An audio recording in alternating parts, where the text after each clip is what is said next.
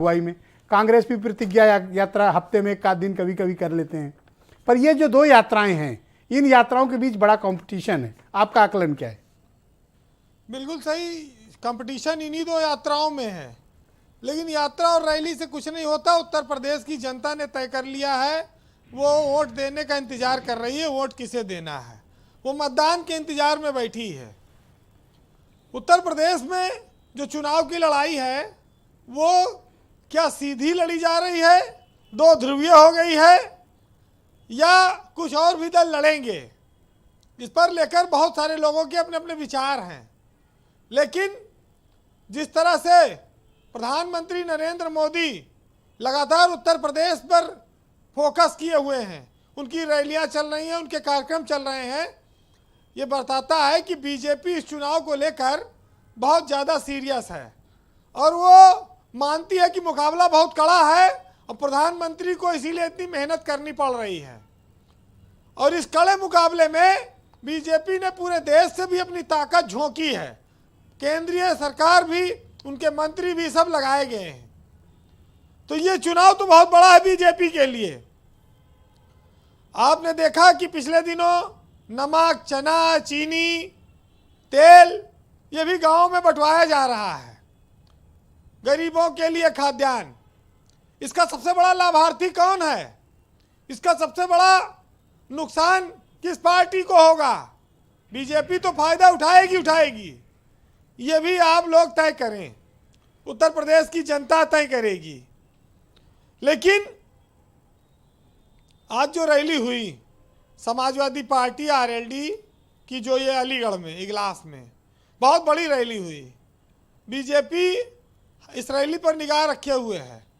कोई चुनाव से पहले नहीं कहता है कि इनकी विपक्ष की रैली बहुत बड़ी थी, लेकिन वो जानती है, वो उसकी काट निकालने के लिए लगी रहती है। महान दल भी पश्चिमी उत्तर प्रदेश में अखिलेश के साथ गठबंधन में है। बीजेपी को अकेले लड़ना है, किसान यूनियन से भी और विपक्षी दलों से भी। पिछली बार उसने बहुत सीटें जीती थी, इस बार संघर्ष थोड़ा कठिन है और यही वजह है कि ताबड़तोड़ दौरे चल रहे हैं, चाहे मोदी के, योगी के, बीजेपी के सारे नेताओं के। ये तेल और चना और चीनी के साथ साथ धर्म का हथियार भी चला रहे हैं। और ये चलेगा, उसके बाद फिर मुर्ग मुसल्लम, दारू और रुपया चुनाव लड़ेगा और उसमें भी बीजेपी से कोई मुकाबला नहीं कर सकता, ये भी आप जानते हैं। भीड़ जुटा रहे हैं लोग, भीड़ वोट में बदलेगी कि नहीं, लेकिन मैं एक बात जरूर मानता हूं कि आसिम भाई ने कहा कि बिना एमआईएम के समाजवादी पार्टी के विधायक नहीं जीत पाएंगे। उसमें मैं मानता हूं कि समाजवादी ही नहीं, भाजपा के विधायक भी बिना ईएम के नहीं जीत पाएंगे। भाजपा को भी इनकी बड़ी ज़रूरत है। अब इनके सामने संकट ये है कि भाई इनको महान सब रहे, महत्व कोई नहीं दे रहा है और आसिम बकार की पार्टी की महत्ता है उत्तर प्रदेश के चुनाव में, इसको कोई नकार नहीं सकता। भाजपा के लिए ये जरूरी है और सपा के लिए भी ये जरूरी है। कुल मिलाकर आपने देखा कि अब की बार चुनाव में गुजरात मॉडल की चर्चा नहीं हो रही कि यूपी में गुजरात मॉडल की चर्चा हो। क्यों? क्योंकि अब ये 5 साल सरकार चला चुके हैं यूपी में। आज काशी मॉडल की चर्चा कर रही बीजेपी, एक्सप्रेसवे की चर्चा कर रही है, एम्स की कर रही है जी। गुजरात मॉडल पीछे छूट चुका है। लेकिन अखिलेश बेरोजगारी पर चर्चा करते हैं, महंगाई पर चर्चा करते हैं और कानून व्यवस्था पर चर्चा करते हैं, महिलाओं पर करते हैं। इसीलिए मुकाबला बहुत कड़ा हो गया है। रथ यात्रा अगर 6 घंटे में 20 किलोमीटर चल रही है समाजवादी पार्टी के अखिलेश यादव की, तो 6 घंटे में 20 किलोमीटर मतलब 1 घंटा में 3 किलोमीटर तो चली और 1 घंटा में तो आदमी पैदल 5 किलोमीटर चल लेता है। तो इसका मतलब भीड़ हो रही है। मोदी के नाम पर भीड़ होती है, लाखों लोग सुनने आते हैं।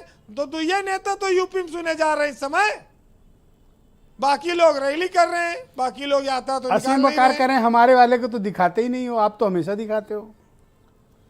अब इनके वाले को दिखावें कि पहले मोदी योगी अखिलेश से निपटें तब तो दिखावें इनको। दिन भर तो इनको दिखाते हैं।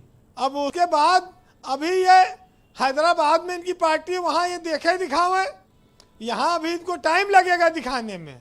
अच्छा, अभी वक्त है भाई। देखिए मोदी जी या बीजेपी, उसकी कैंपेन टोटल इस अभी समय टाइम है अखिलेश वकार यादव साहब। के खिलाफ है। जी, और अखिलेश यादव को वो दिखाने बात विपक्ष तो का एक ही बड़ा है। नेता मान चुके हैं, बना चुके हैं। क्योंकि जब से समाजवादी पार्टी पे छापा पड़ा तब से देखिए वो विपक्ष की एक धुरी अपने आप बन गए।